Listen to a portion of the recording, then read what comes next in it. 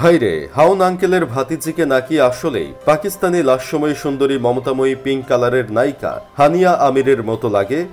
এই কথা নাকি অনেকেই তাকে বলেছে, তাই সে তার প্রোফাইলে হানিয়া আমিরের সাথে নিজের কিছু ভিডিও ফুটেজ অ্যাড করে একটা ভিডিও বানিয়ে ফেসবুকে পোস্ট করে লিখেছেন, আমি নাকি দেখতে হানিয়া আমিরের মতো।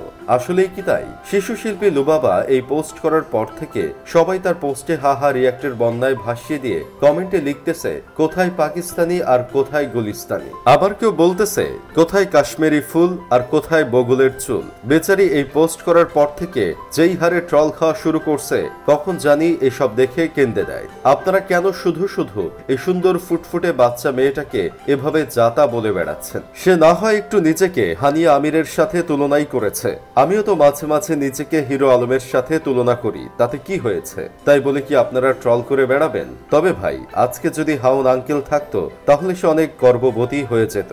যারা এই বাচ্চা মেয়েটাকে গুলিস্তানের হানিয়া আমির বলে সম্বোধন করতেছেন, ট্রল করতেছেন, তারা একবার আয়নার সামনে গিয়ে দাঁড়িয়ে বুকে হাত রেখে বলেন তো, আপনি কোন এলাকার শাহরুখ খান আর দীপিকা পাডুকোন? আমার বিশ্বাস আপনারা তো নিজের চেহারা নিয়ে হিরো আলম আর রিয়া মনির সাথেও তুলনা দিতে পারবেন না। এসব দেখে আমার বন্ধু কেরামত বলতেছে, পাকিস্তানের হানিয়া আমিরের পুরো শরীরের ওপর থেকে নিচ পর্যন্ত প্লাস্টিক সার্জারি করা, আর লুবাবা হচ্ছে ন্যাচারাল সুন্দরী।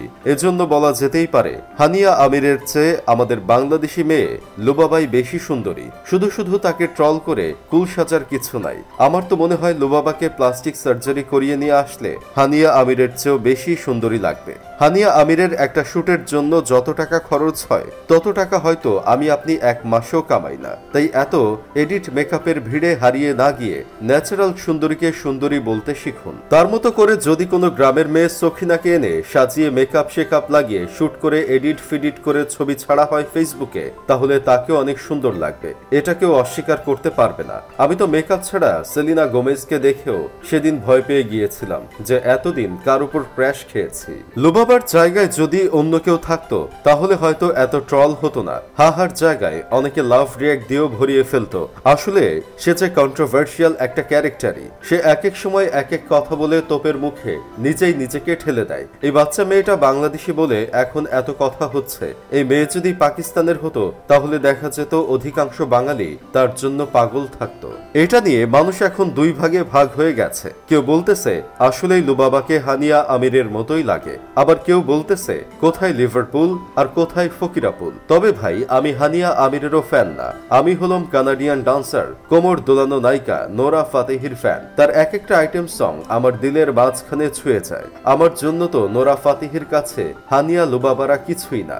এভাবে অন্য দেশের কাছে নিজের দেশকে খাটো করে সময় নষ্ট না করে আমাদের ফাপড়বাজ ফান ইউটিউব চ্যানেলটি সাবস্ক্রাইব করে পাশে থাকুন, এতেও অনেক ফায়দা হবে। যাই হোক, শেষমেশ আমি গোলাম হোসেন একটা কাজের কথা কই, বিদেশের ফরমালিন যুক্ত জিনিসের চেয়ে দেশের ন্যাচারাল জিনিসই ভালো। তাই বলবো, দেশি পণ্য কিনে হন ধন্য।